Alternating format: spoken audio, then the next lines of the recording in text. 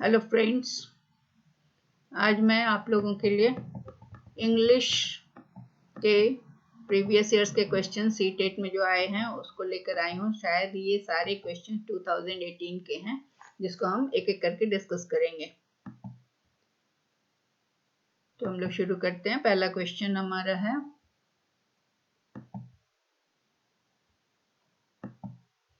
Which of the following does not come under the principle of selection and gradation? First option is accuracy, second is availability, and third is coverage, and fourth is frequency. तो इसमें जो answer है, so we will do it fast. We are not going to discuss too much about this. So first is frequency. Gradation के लिए principal और selection के लिए आता है एक्यूरेसी, अवेलेबिलिटी एंड कवरेज जो है दे come under the principle of selection and gradation, but frequency does not come under the principle of selection and gradation. Okay, so answer is frequency.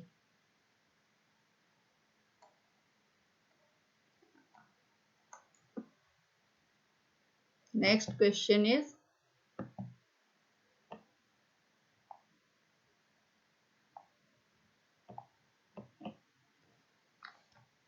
the phenomenon where a single word is associated with two or several related meaning is known as.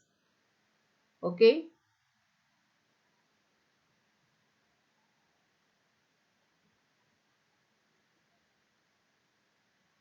so answer is polysemy. Polysemy. What does polysemy mean here? Polysemy is the association of one word with two or more distinct meaning, and a polyseme word or phrase has multiple meanings. मतलब क्या है कि ऐसा word जिसको हम कई जगह use कर सकते हैं. ठीक है, so it can be used with many meanings. So it is called polysemy. ठीक है, तो पॉलीसेमी का डिफरेंस इसमें हम सबको एक एक करके समझते हैं. होमोनिम्स क्या है, होमोग्राफ क्या है और पॉलीसेमी. तो होमोनिमी जो है और पॉलीसेमी दोनों में अंतर क्या है कि ये दोनों लिंग्विस्टिक के डिफरेंट कॉन्सेप्ट्स हैं. बोथ ऑफ देम रेफर, उनका मल्टीपल मीनिंग होता है. Polysemy refers to the coexistence of many possible meanings for a word or phrase. Polysemy has different but related meanings or related word origin, and polysemy words can be understood if you know the meaning of one word. तो पहले पॉलीसेमिक में को समझते हैं कि polysemy refers to words और phrases जिनके बहुत सारे अलग अलग मतलब होते हैं, but they are related. A word becomes polysemous if it can be used to express different meanings. Difference between these meanings can be obvious or subtle. It मतलब इतना सूक्ष्म होता है और लेकिन पता चलता है. It is sometimes difficult to determine कि ये polysemous word है या नहीं, क्योंकि कभी कभी अनक्लियर भी होता है. जैसे मिल्क हम यूज करें, मिल्क पॉलीसेमस हो सकता है कैसे? तो इसको हम कहेंगे कि उसने एक ग्लास दूध पिया. He drank a glass of milk.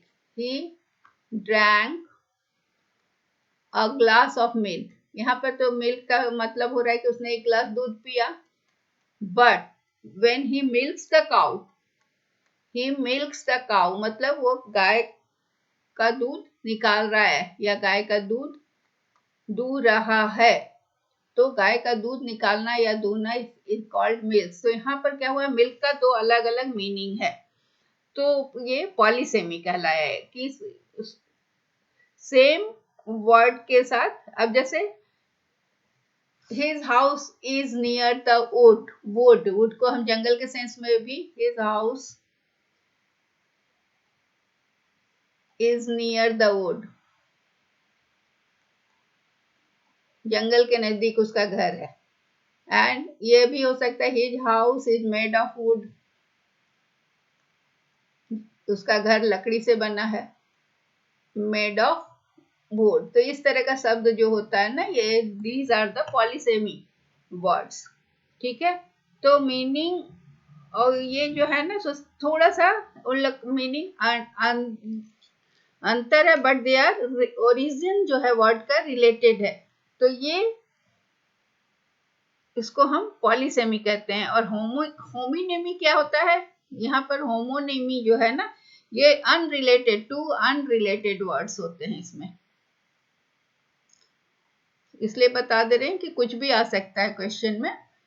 और इसमें पॉलीसेमी पूछा है, लेकिन इसमें अलग से होमोनेमी भी पूछ सकता है, जो कि सेम दिखते हैं और मीनिंग इनके अलग होते हैं। ठीक है, तो ये होमोफोन्स कहलाते हैं। They are sound same, they have same spelling. अगर उनका साउंड सेम हुआ तो वो क्या, अगर दो वर्ड्स हैं, जैसे हम लिखें बैट, दोनों का क्या है यहाँ पर कि साउंड सेम है, साउंड सेम है, स्पेलिंग भी सेम है, स्पेलिंग भी सेम है यहाँ पर, लेकिन मतलब अलग अलग है। एक बैट का मतलब खेलने वाला बल्ला जो होता है, क्रिकेट खेलने वाला बैट हो गया, एंड इट इज बल्ला, और ये चमगादड़ हो गया। तो यहाँ पर क्या, अगर दोनों होमोफोन्स या होमोग्राफ है, लेकिन उनके साथ अगर वो उनका मीनिंग रिलेटेड नहीं है, तो वो होमोनिम्स होंगे, है ना। तो ये दोनों, क्योंकि ये बैट और बैट एक जैसा लिखा जाता है, सेम स्पेलिंग सेम साउंड है, तो ये सेम प्रोनाउंसिएशन है, तो दे आर कॉल्ड होमोनिम्स। ये होमोनिम्स हो गया। ये दोनों ये होमोनिमी में अनरिलेटेड वर्ड होता है, और होमोनिम्स में हो गया ये बैट एंड बैट, ये होमोनिम्स हो गया, जिसका सेम स्पेलिंग हो गया और same spelling and same pronunciation. ठीक है, बट सेम स्पेलिंग हो, सम वर्ड्स होता है कि सेम स्पेलिंग नहीं होता है, लेकिन प्रोनाउंसिएशन सेम होता है, तो उसको कहते हैं हम होमोनिमी। में क्या है कि दो या दो से अधिक वर्ड का सेम स्पेलिंग या प्रोनाउंसिएशन होता है, बट मीनिंग डिफरेंट होता है, ओरिजिन डिफरेंट होता है। तो ये हो गया होमोनिमी का मतलब कंप्लीट डिफरेंट हो गया होमोनिमी। और इसमें कंफ्यूजन हो रहा है, एक मिनट, फिर से हम इसको, होमोनिमी के वर्ड्स जो होते हैं होमोफोन और होमो, इसमें क्या होता है कि होमो का मीनिंग डिफरेंट हो गया। होमोनिमी में हमने देखा बैट बैट, लेकिन वर्ड्स सेम दिख रहे हैं और साउंड भी सेम कर रहे हैं, लेकिन मीनिंग दोनों का, एक का बल्ला एक का चमगादड़ है। तो होमोनिम्स ये हो गया। अब होमोनिमी का हमने जान लिया। अब होमोग्राफ और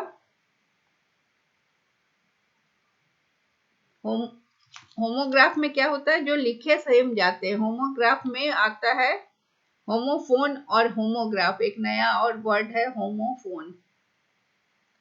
आंसर तो हमारा ये है पॉलीसेमी। होमोफोन में क्या होता है कि जिसका सेम प्रोनाउंसिएशन है दूसरे वर्ड के जैसा, सेम है, लेकिन मतलब डिफरेंट है।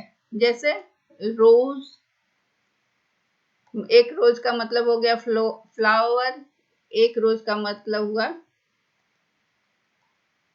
Past tense of rise.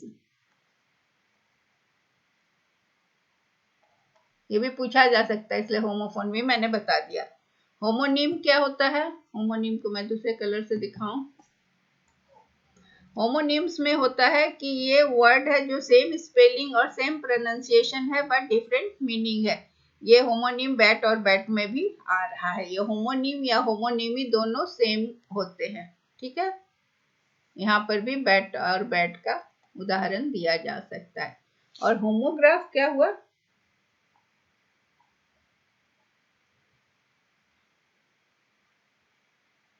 Homograph में क्या है कि that shares the same written form. इसका written form same होगा, but has different meaning, different origin, है ना? तो होमोग्राफ का भी हम ये देख लेते हैं। होमोग्राफ में भी है कि लिखा गया सेम बट मीनिंग से अलग अलग है।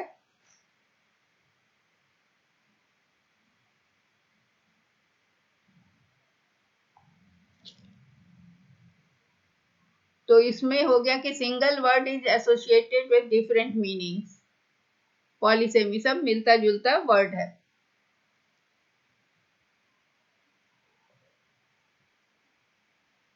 तो पॉलीसेमी का दो सिमिलर कॉन्सेप्ट लिंग्विस्ट में है। दोनों क्या होता है कि एक वर्ड का मल्टीपल मीनिंग है। पॉलीसेमी क्या बताता है? को existence of many possible meanings for a word और फ्रेज। और होमोनिमी रेफर करता है एग्जिस्टेंस ऑफ टू और more words having the same spelling and pronunciation but different meaning. और इस पॉलीसेमी में है कि many possible meanings of a word. जैसे हमने उदाहरण दिया था पॉलीसेमी में मिल्क। मिल्क एक गिलास दूध पीना और गाय का दूध निकालना, तो दोनों जगह दूध का प्रयोग हो रहा है। तो यहाँ पर क्या है कि एक में मिल्क वर्ब हो जा रहा है और एक में मिल्क नाउन हो जा रहा है। जिसमें कि he drunk a glass of milk, यहाँ वस्तु का नाम हो गया, द्रव्य हो गया, और he is milking the cow, मतलब वहां पर वो वर्ब के रूप में प्रयोग हो रहा है। So that is called polysemy. अब क्वेश्चन नंबर 3। अलग से कल मैं सारे वर्ड्स को फिर से बताऊंगी। The dog lived in the garden but the cat was smarter, lived inside the house, is an example of, so it is an example of complex compound sentence. Complex compound sentence क्यों हुआ? ये simple sentence नहीं है, क्योंकि यहाँ पर ये दो सेंटेंस जुड़ा हुआ है। तो इसमें विथ टू इंडिपेंडेंट क्लाउज है कि dog lived in the garden and cow cat lives inside, और वन इंडिपेंडेंट क्लाउज है। दो इंडिपेंडेंट और एक डिपेंडेंट है ना। तो ये तीनों क्लॉज मिलके बना है, इसलिए ये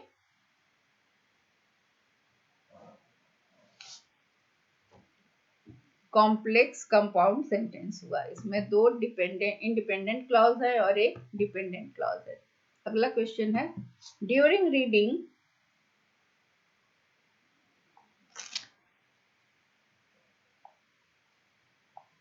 if a student is piecing information together as they read a text,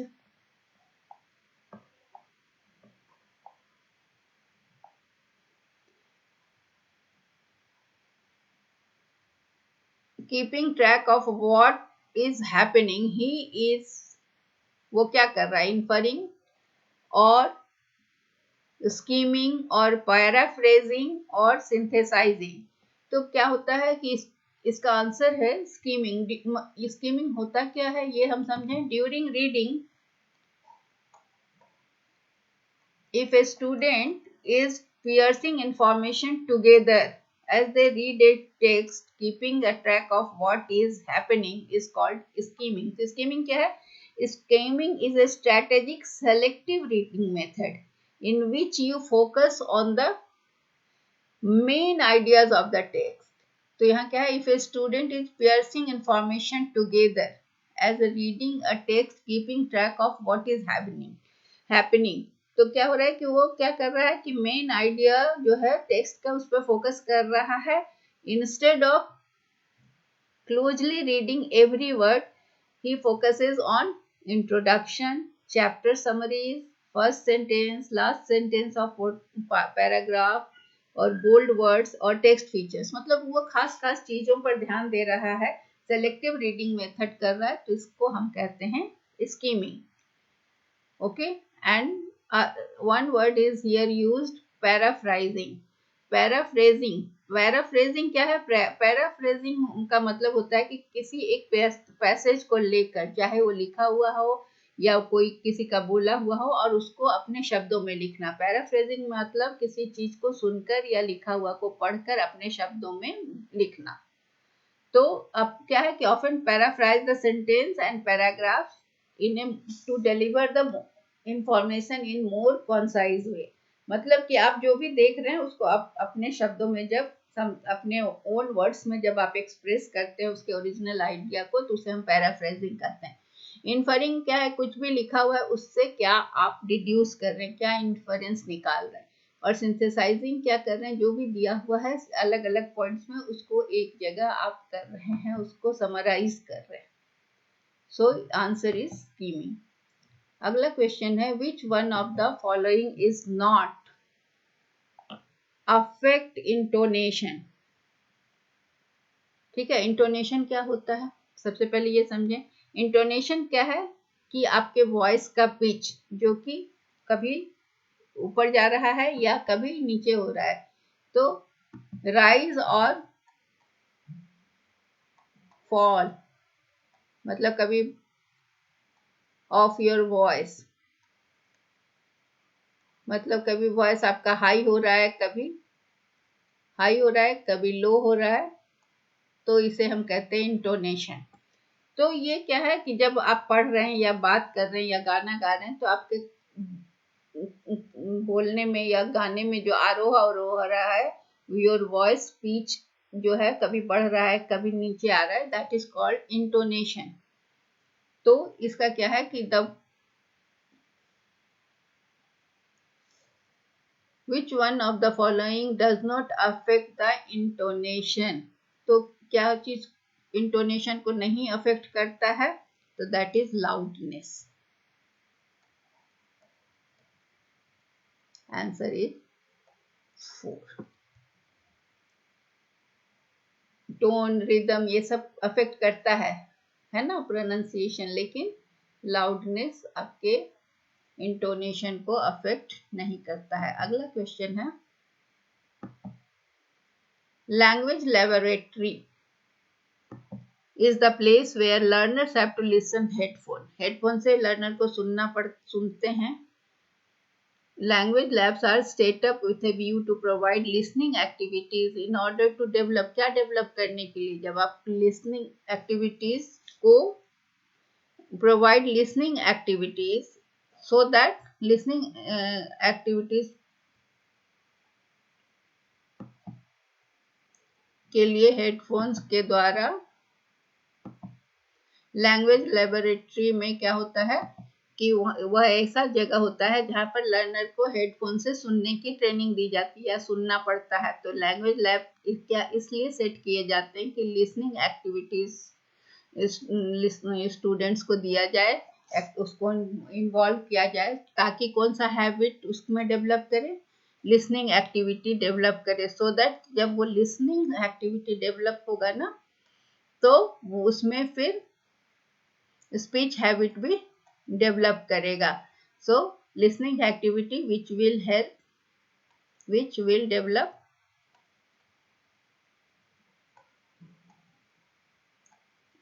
speech habit. तो यहाँ पर आंसर है स्पीच हैबिट डेवलप क्या करेगा?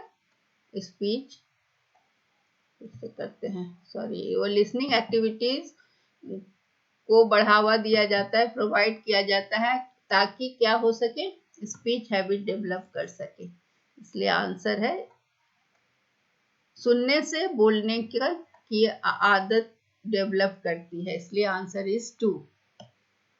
अगला क्वेश्चन है, जब आप सुनते हैं तब आप बोलना भी सीखते हैं। इसीलिए जो डेफ होते हैं ना वो डम ज्यादातर होते हैं, इसलिए क्योंकि वो सुन नहीं पाते हैं तो बोलना नहीं सीख पाते हैं।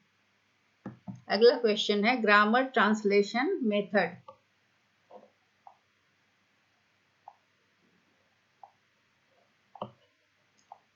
is basically used to teach। Grammar translation method क्यों यूज किया जाता है? ये मेथड है कि फॉरेन लैंग्वेज सीखने का। हम किस एक भाषा से दूसरी भाषा में ट्रांसलेट करते हैं या बोलना सीखते हैं, तो ये मेथड जो है हमें फॉरेन लैंग्वेज को सिखाने के लिए यूज किया जाता है। ये कहाँ से आया है? ये आया है क्लासिकल और ट्रेडिशनल मेथड ऑफ टीचिंग। ये आया है ट्रेडिशनल मेथड जो था ना, classical method of teaching, Greek and Latin, वहाँ टीचिंग ग्रीक एंड लैटिन को सिखाने के लिए ये मेथड था। पहले क्लासिकल मेथड था, ग्रामर और ट्रांसलेशन मेथड, जो कि ट्रेडिशनल मेथड है। सो इसको हम जीटीएम मेथड भी कहते हैं। ये it focuses on application of grammar and correct sentence structure. Grammar पर फोकस करके करेक्ट सेंटेंस स्ट्रक्चर पे स्ट्रेस देता था, फोकस देता था। It is specially helpful in teaching students how to write and read another language. So another language allowing them to explore interchangeable words and phrases. So it helps in learning foreign language. अगला question है question number 9। अच्छा repeat हो गया है, चलते हैं हम question number 10 पे।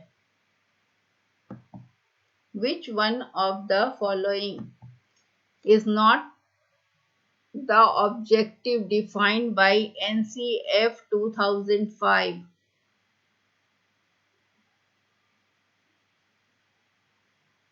For teaching English at upper primary level?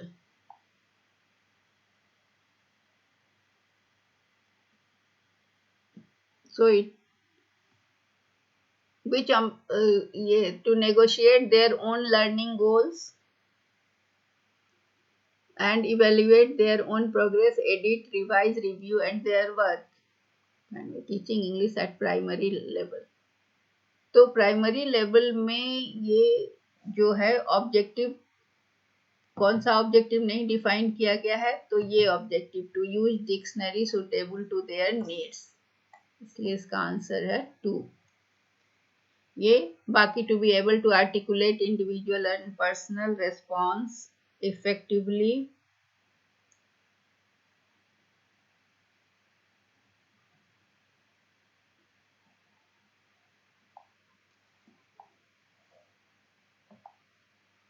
और to be able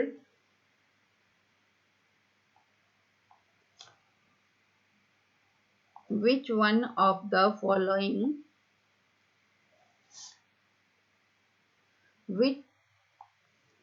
following is not the objective defined by NCF 2005 for teaching English at upper primary level?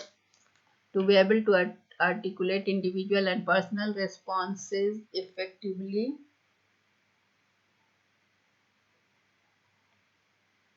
and to promote learners' conceptualization of printed text in terms of heading, paragraph and horizontal lines. तो ये इसका answer है कि to use dictionary suitable to their needs, इसका answer यही है। बाकी सारे एनसीएफ के ऑब्जेक्टिव हैं for teaching English at upper primary levels. अगला क्वेश्चन है, if you are listening to the description how to reach a specific location, then you are doing which type of listening?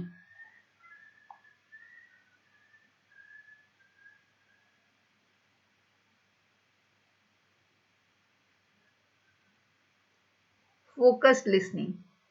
So it is, अगर आपको कहीं किसी specific location पे जाना है और आप सुन रहे हैं डिस्क्रिप्शन, सपोज अपने मोबाइल पर, तो आप क्या कर रहे हैं, आपका लिसनिंग जो है वो फोकस्ड है कि how to reach a particular place, so it is called focused.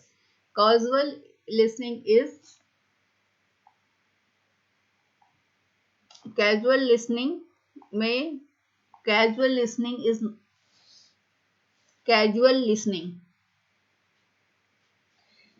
ये कहता है कि listening without showing much, casual मतलब ऐसे ही सुन रहे हैं, कोई ज्यादा अटेंशन नहीं दे रहे हैं। एक्चुअल अटेंशन जो है वो casual person to person vary करता है। And what is intensive listening? Intensive listening जो होता है ना वो क्लासरूम में होता है। इंटेंसिव लिसनिंग राइटिंग रीडिंग ये सब होता है। केयरफुल लिसनिंग या मतलब किसी चीज को जो डिफिकल्ट है उसको ध्यान से सुन रहे हैं, ज्यादा से ज्यादा ध्यान दे के फोकस दे के कर रहे हैं, तो प्रोनाउंसिएशन पे ध्यान दे रहे हैं, ग्रामर को सुन रहे हैं, वोकेबलरी को सुन रहे हैं, या टीचर जो क्लास में पढ़ा रहे हैं उसको सुन रहे हैं ताकि हम उसका आंसर लिख सके किसी क्वेश्चन को समझने के लिए, तो it is called intensive listening. Extensive listening क्या होता है, आप कहीं भी कुछ सुन रहे हैं तो अपना इंग्लिश लिसनिंग स्किल को जब आप प्रैक्टिस करते हैं तो बहुत सारा रिकॉर्डिंग को सुन रहे हैं, बहुत तरह का इंटरव्यू को देख रहे हैं सेम टॉपिक पर, then it is called extensive listening. मतलब किसी विषय पर बहुत ज़्यादा आप डिफरेंट टाइप की चीज़ों को सुन रहे हैं ताकि जो चीज़ आप जानना चाह रहे हैं उसको बहुत अच्छे से जान सके, आपका वोकेबलरी बढ़ सके, आप उसके बारे में ज़्यादा से ज़्यादा कॉन्टेक्स्ट को सुन सकें, then it is called extensive listening.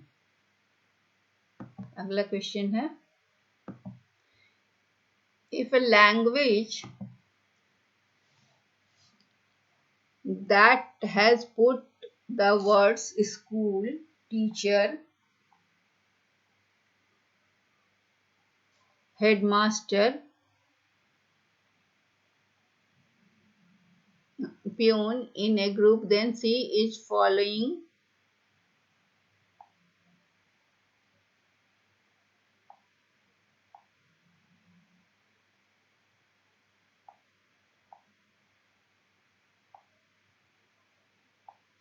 which type of grouping? Lexical grouping, semantics grouping, phonetic grouping और grammatical grouping। तो सेमेंटिक ग्रुपिंग क्या होता है, इसका आंसर तो है लेक्सिकल ग्रुपिंग। पहले हम पढ़ लें सेमेंटिक ग्रुपिंग क्या है।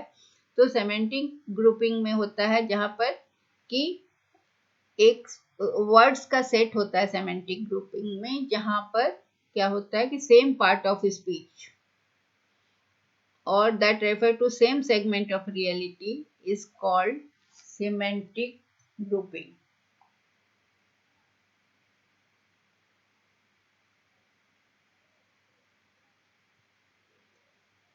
ठीक है, तो सेमेंटिक ग्रुपिंग ये हो गया।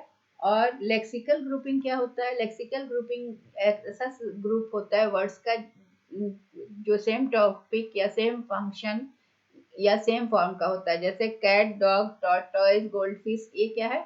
ये टॉपिकल लेक्सिकल सेट है। ये क्या करता है? पेट्स का।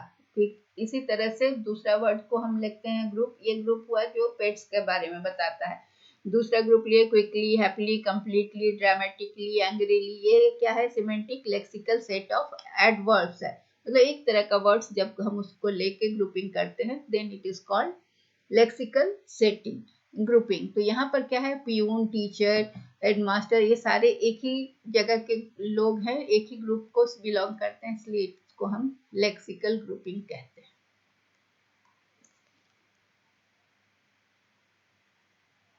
A group of words with the same topic, same function और same form। ठीक है, और फोनेटिक ग्रुपिंग क्या होता है? फोनेटिक ग्रुपिंग में क्या होता है कि ऑटोमेटिक सिलेक्शन ऑफ ग्रुप, जिसमें कि साउंड को हम जैसे माउथ, थ्रोट, फोनेटिक में होता है कि किस कहाँ से हम बोल रहे हैं, जैसे लेटर बी को हम कैसे, या बेड को कैसे स्पीक कर रहे हैं, तो हम ये फोनेटिक ग्रुपिंग में होगा कि ये साउंड कैसे निकल रहा है, तो ये लिप्स से निकल रहा है, कोई साउंड कंठ से निकल रहा है, तो ये फोनेटिक ग्रुपिंग हुआ कि कौन सा साउंड किस तरह से हम निकाल रहे हैं, कौन सा ऑर्गन को यूज करके साउंड निकल रहा है, उसे हम फोनेटिक ग्रुपिंग कहते हैं। ग्रामेटिकल ग्रुपिंग में है कि ये डिपेंडिंग अपॉन द वर्ड्स की नाउन को हम यूज कर रहे हैं या किस चीज कौन सा जेंडर को, केस को, नंबर को, वर्ब्स को या टेंस को, किस एस्पेक्ट को हम वर्ड को क्लासिफाई करते हैं ग्रामर के कैटेगरी के अनुसार कि किस तरह का वर्ड्स है, ये नाउन का ग्रुप का है या कि वर्ब का ग्रुप का है कि एडवर्ब का ग्रुप का है, तो उसे हम ग्रामेटिकल ग्रुपिंग कहते हैं। सेमेंटिक ग्रुपिंग में क्या होता है कि हम सेम वैल्यूज ऑफ, जिसमें क्या है कि हम सेमेंटिक ग्रुपिंग जब हम बनाते हैं तो डेटा पैकेज को हम कैसे डिटरमाइन करते हैं, तब वो सेमेंटिक ग्रुपिंग हो जाता है। ठीक है, तो सेमेंटिक ग्रुप में क्या होता है कि डेटा स्टोर ऑब्जेक्ट कि कौन सा टेक्निकल नेम दे रहे हैं, कौन सा टेम्पलेट यूज कर रहे हैं, तो उसे हम सेमेंटिक ग्रुपिंग कहते हैं। तो जब हम एक ग्रुप के लोग को एक जगह रखते हैं तो उसे हम लेक्सिकल ग्रुपिंग कहते हैं। अगला क्वेश्चन है, which of the following can be used as a rubric for the assessment of fluency and coherence of language, can express with some flexibility and appropriacy of on variety of topics, can initiate the logically developed simple conversation on familiar topic, it is always comprehensible, uses appropriate intonation, demonstrates hesitation to find words and use correct grammatical। तो ये क्या है, rubrics होता क्या है पहले? One of the following can be used as a rubric. Rubric क्या है कि एक सेट ऑफ इंस्ट्रक्शन होता है। Rubric is a set of instruction, set of instruction. ठीक है, जो कि किसी भी बुक में या एग्जाम पेपर में होता है, जो कि एक अलग ढंग से वो प्रिंटेड होता है, जिसे हम मुख्य निर्देश भी कह सकते हैं रूब्रिक को। ठीक है,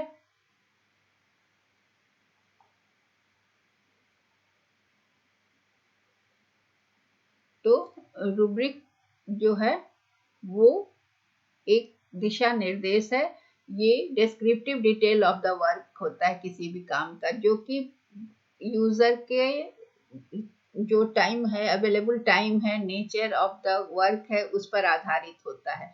तो जैसे अगर चिल्ड्रन यूज कर रहे हैं तो उनकी एबिलिटीज को जब निर्देश दिया जाता है, तो कोई भी चीज का क्वेश्चन अगर बनाया गया, अगर बच्चों के लिए बनाया गया, तो उनके हिसाब से निर्देश दिया जाता है। तो रूब्रिक क्या है, एक मल्टीपर्पस स्कोरिंग गाइड है, ताकि स्टूडेंट के प्रोडक्ट्स या परफॉर्मेंस को असेस किया जा सके। ये स्टूडेंट के परफॉर्मेंस को रिकॉर्ड करता है और उनके एबिलिटीज को भी रिकॉर्ड करता है। रूब्रिक हेल्प करता है टीचिंग को इम्प्रूव करने में, और ये एक इंफॉर्मेशन के सोर्स के रूप में काम करता है। रूब्रिक असेसमेंट के लिए यूज किया जाता है, और रूब्रिक असेसमेंट का क्राइटेरिया बनाता है। इसको कभी कभी क्राइटेरिया शीट भी कहते हैं, ग्रेडिंग स्कीम भी कहते हैं, और स्कोरिंग गाइड भी कहते हैं। तो स्टूडेंट्स के लिए ये एक गाइड, सेल्फ असेसमेंट गाइड की तरह काम करता है, उनके परफॉर्मेंस को दिखाता है, और ये भी बतलाता है कि कैसे टीचर अपने असाइनमेंट को, what to expect on how a teacher will be grading their assignment, उनके असाइनमेंट को कैसे ग्रेड कर रहा है, और उनको बच्चों को गाइड करता है उनके असाइनमेंट को पूरा करने में, और टीचर इसको यूज करते हैं बच्चों के असेसमेंट के लिए। तो रूब्रिक कई तरह का हो सकता है। रूब्रिक सिंपल भी होता है, उसमें कुछ कम क्राइटेरिया होता है, कभी कॉम्प्लेक्स भी होता है जिसमें बहुत सारे क्राइटेरिया होते हैं। रूब्रिक कभी सिंपल होता है, कभी डिटेल्ड होता है। रूब्रिक हमेशा डिफरेंट दो तरह के एस्पेक्ट पर निर्भर करता है, बनाया जाता है, एक असेसमेंट क्राइटेरिया पर और एक परफॉर्मेंस टास्क पर। तो rubric can initiate and logically develop simple conversation on A familiar topic. So answer is 2.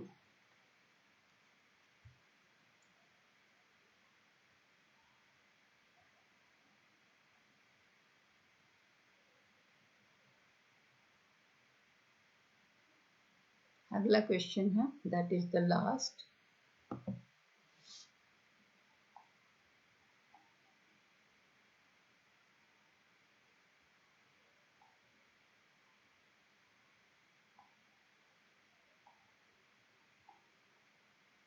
Last question is first one.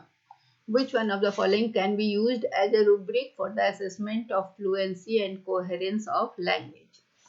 ये हमारा क्वेश्चन था।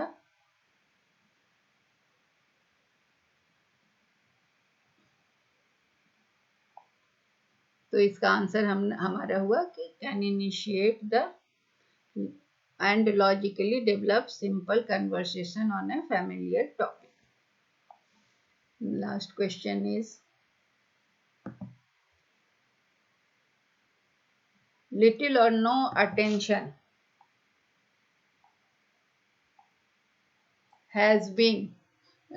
is given to pronunciation in which method? That is audiolingual, grammar translation, CLT and SLT.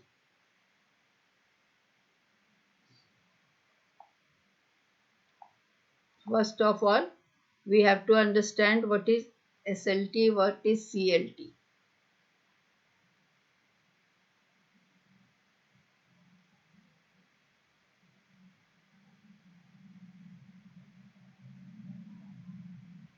CLT और SLT। SLT क्या है? SLT का full form है,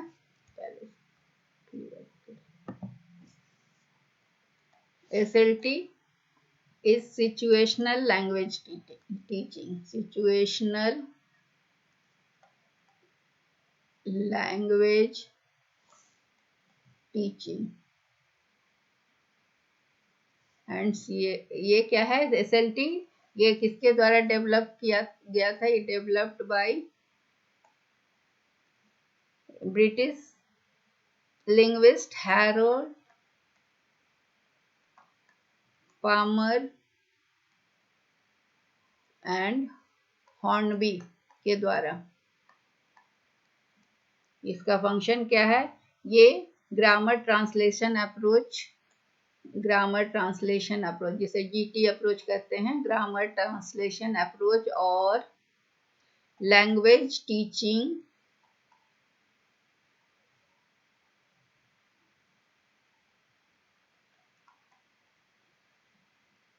and communicative के बीच में जो गैप होता है ना, उसको ब्रिज करता है, उसके बीच में ब्रिज का काम करता है। Language teaching is similar to audiolingualism in the United States. और CLT क्या है? ये क्या है? GT अप्रोच और लैंग्वेज अप्रोच के बीच में जो गैप है उसको ब्रिज करता है। और SLT क्या है? SLT ये हुआ। CLT क्या है? यहाँ लिखें, CLT ये है कम्युनिकेटिव लैंग्वेज टीचिंग। इसका क्या रोल है?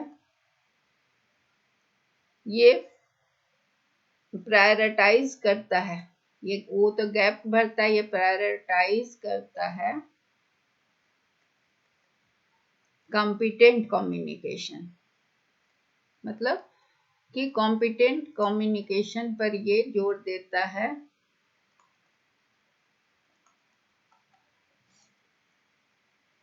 In the target language over rule based grammar. जो लैंग्वेज है उस पर कम्युनिकेशन पे जोर देता है, और रूल बेस्ड जो ग्रामर ट्रांसलेशन है उससे ज्यादा वो बोलने पर। तो देखते हैं बहुत सारे स्कूल में बोलने पर, इंग्लिश स्पीकिंग पे जोर दिया जाता है, ग्रामर में गलती होने पर भी उसको नजरअंदाज किया जाता है।